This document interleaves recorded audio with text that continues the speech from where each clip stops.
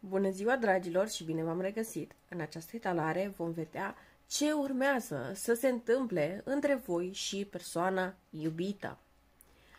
Am să vă rog ca dacă nu v-ați abonat până acum la canal, să vă abonați și să apăsați clopoțelul pentru a primi notificări. Dacă sunteți interesați să facem un curs de tarot intuitiv, atunci veți găsi toate detaliile în site-ul meu luptarot.com sau mă puteți contacta direct și atunci am să vă explic eu, sau dacă doriți o etalare personală de la mine, găsiți detaliile tot așa pe site sau mă puteți contacta pe luptarot.com, pardon, sau pe WhatsApp la numărul din descriere. Bun. Și să vedem care e situația dintre voi și persoana voastră.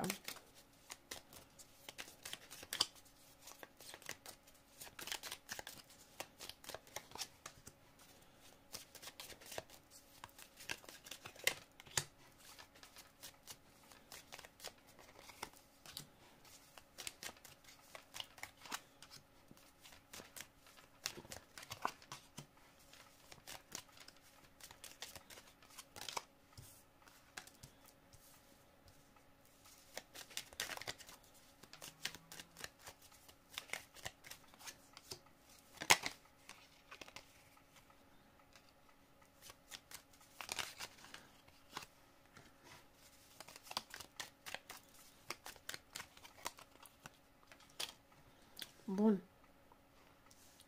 În primul și în primul rând,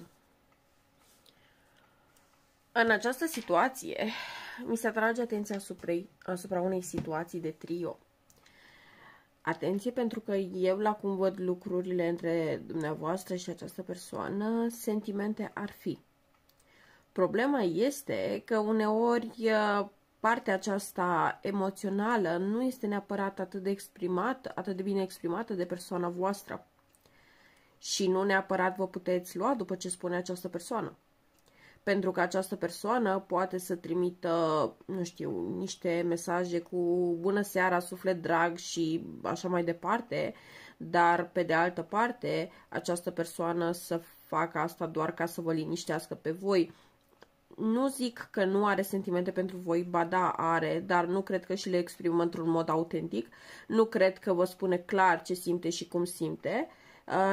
Ei bine, această persoană nu este că nu vă vrea în viața sa, din contră, vă vrea, se simte bine alături de voi.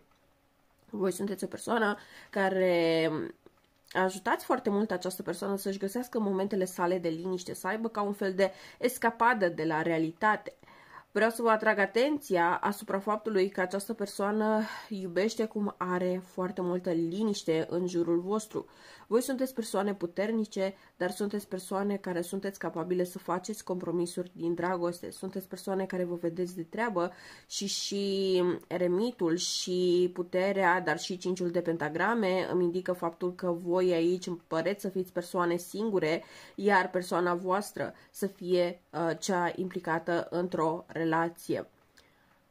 Persoana voastră se simte foarte bine cu voi și nu am niciun dubiu în legătură cu asta, dar un pic de atenție aș vrea să vă atrag. De ce? Pentru că această persoană cumva s-a obișnuit ca voi să nu-i spuneți foarte multe, ca voi să nu-i comentați foarte multe, ca voi să nu vă luați de această persoană și să acceptați niște faze un pic ciudățele pe care le face. 7 de spade și luna nu doar că îmi indică această situație de trio, dar atenție, pentru că este ca și cum această persoană din când în când poate avea tendința de a căuta noi opțiuni pe care să și le păstreze ulterior deschise. Chiar dacă voi nu îi comentați, nu îi spuneți mare brânză în legătură cu nemulțumirile voastre, asta nu înseamnă că el va sta mai liniștit de data aceasta față de voi, sub nicio formă. Pot să vă zic că, într-adevăr, vis-a-vis de soție, nu prea văd interacțiuni interesante între ei.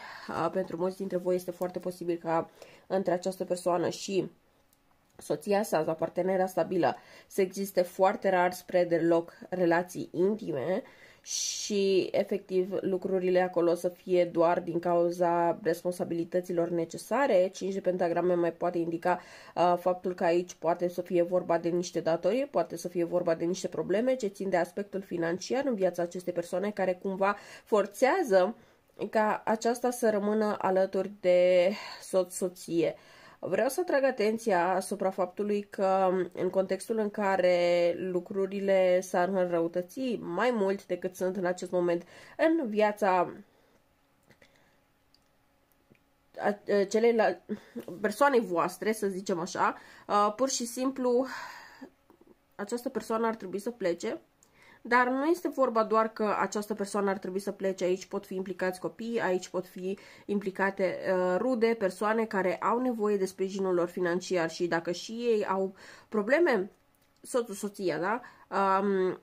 La nivel financiar, atunci nu vor fi în posibilitatea de a își îndeplini toate obligațiile morale, toate obligațiile financiare pe care le au în acest moment. Situația financiară nu cred că este o noutate neapărat, doar că începe să se simtă din ce în ce mai abrupt. Cu turnul și cu 3 de cupe, deși lucrurile se resimt, deși aici această persoană începe să resimte anumite lipsuri, începe să vadă că nu își mai permite anumite lucruri absolut deloc, această persoană tot are tendința de a se afișa, de a poza ca și cum totul este în regulă, ca și cum totul este normal și nimic nu este neapărat modificat. Dacă această persoană vouă v-a cerut să aveți răbdare pentru că nu poate ieși din această căsnicie din cauza problemelor financiare, da, într-adevăr, acele probleme financiare sunt, dar asta nu înseamnă că dacă nu ar fi acele probleme financiare, această persoană s-ar comporta diferit. Nu. Acum doar încearcă să se folosească de această scuză, astfel încât voi să aveți un pic mai multă răbdare. Vreau să vă atrag atenția asupra faptului că această conexiune va avea un viitor, da, dar în acest moment nu prea puteți vorbi de persoana voastră în legătură cu el, pentru că va arunca foarte ușor mingea pe seama problemelor de care am zis mai devreme. Vreau să vă atrag atenția pentru că aici cu pajul de bâte această persoană are tendința de a acționa impulsiv, de a lua decizii greșite, de a face alegeri neplăcute. Un pic de grijă. De ce? Pentru că dacă această persoană vouă vă cere ajutorul, dacă vouă vă cere o sumă de bani, dacă vouă vă cere sprijinul sub o formă sau alta, atenție, pentru că sunt foarte slabe șanse ca voi să vă recuperați acel ajutor, dacă asta vreți. Dacă vreți să-i donați niște bani, o puteți face, dar dacă vă așteptați ca această persoană să-i returneze, trebuie să fiți conștienți că eu aici nu văd această persoană să-i returneze. În ceea ce ține viitorul relației voastre cu persoana voastră, vreau să vă atrag atenția asupra faptului că pentru voi viitorul este destul de imprevizibil, este presărat cu foarte multe separări și foarte multe împăcări. Persoana este foarte, foarte tensionată. De ce? Pentru că în ceea ce ține de casă, în ceea ce ține de familie, există probleme atât în legătură cu acele persoane care sunt cumva dependente de persoana voastră financiar, de care pot să fie copii sau pot să fie părinți, ceva de această natură, dar mai sunt probleme și în legătură cu faptul că soția începe să-și dea seama că ceva nu este în regulă, că ceva nu funcționează. Dar este ca și cum își dă seama că ceva acolo este, doar că nu neapărat își poate explica exact ce și cum. Și de aici pornesc foarte multe discuții, foarte multe scandaluri, foarte multe certuri. În momentul în care va fi un pic prea periculos și se riscă să se descopere această conexiune, aș vrea să vă atrag atenția asupra faptului că această persoană într-adevăr va încheia conexiunea cu voi, dar va fi o încheiere temporară. Orice separare veți avea cu această persoană în această perioadă, dacă sunteți într-un trio, nu este o separare definitivă, este o separare cauzată doar de circumstanțe. În momentul în care lucrurile se liniștesc, se așează din când în când, ei bine, atunci persoana asta pur și simplu va reveni.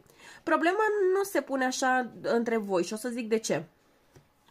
Că nu e vorba doar că revine. Ok, revine și după ce facem iară, voi vă abțineți foarte mult până ce efectiv nu știți ce mai căutați în această conexiune, pentru că voi refuzați cu bună știință să-i spuneți acestei persoane ce vă deranjează de fapt. Refuzați să puneți presiune pe această persoană, refuzați să faceți toate lucrurile astea. Problema este că voi, dacă vreți un viitor cu această persoană și o țineți tot așa, da, puteți să-l aveți, pentru că persoana asta va avea problemele din ce în ce mai accentuate în legătură cu soția. Aici o ruptură se va produce cu siguranță, dar, cum să zic eu, apoi va veni către voi ca voi să deveniți soția cu împărăteasa. Deci atenție foarte mare, pentru că această persoană, în momentul în care vede că lucrurile, pur și simplu, cu cealaltă soție nu mai pot merge sub nicio formă, vor intenta divorțul. Dar atenție, pentru că voi sunteți vizate ulterior ca parteneră stabilă. Problema nu ar fi că ați fi vizate ca parteneră stabilă, că până la urmă, dacă asta vă doriți, felicitări.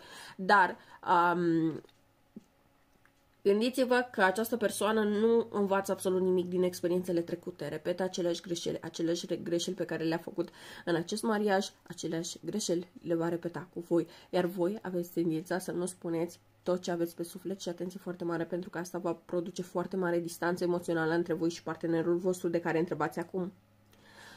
De asta zic, aici gândiți-vă bine cum aveți de gând să abordați toată această situație, dar dacă rămâneți așa tăcuți și nu spuneți ce vă deranjează și care e problema și ce nu vă pică bine și doar acceptați această persoană și doar o primiți cu brațele deschise, nu cred că veți reuși să rezolvați foarte multe. Această persoană nu este o persoană neapărat negativă, dar v-am zis, atâta că dacă voi nu puneți această persoană să dea un pic cu capul și dacă voi lăsați pur și simplu lucrurile să funcționeze așa de la sine, tot așa vor funcționa până ce și voi veți ajunge exact în ipostaza soției actuale. Deci atenție foarte mare dacă vreți să mergeți pe drumul ăla sau vreți să faceți niște modificări.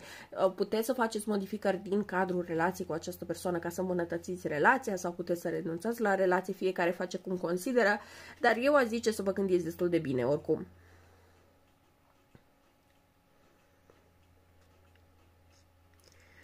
Atenție că această persoană poate să vină cu foarte multe schimbări pe un termen foarte scurt. Pentru unii dintre voi s-ar putea să vă treziți că această persoană decide peste noapte, cum ar veni, să plece efectiv în străinătate și va pleca și de întors se va întoarce. Dar încă o dată depinde de voi cum reacționați, dacă vreți să luați înapoi această persoană, dacă nu. Deci momentan acolo duc lucrurile, divorțul va avea loc.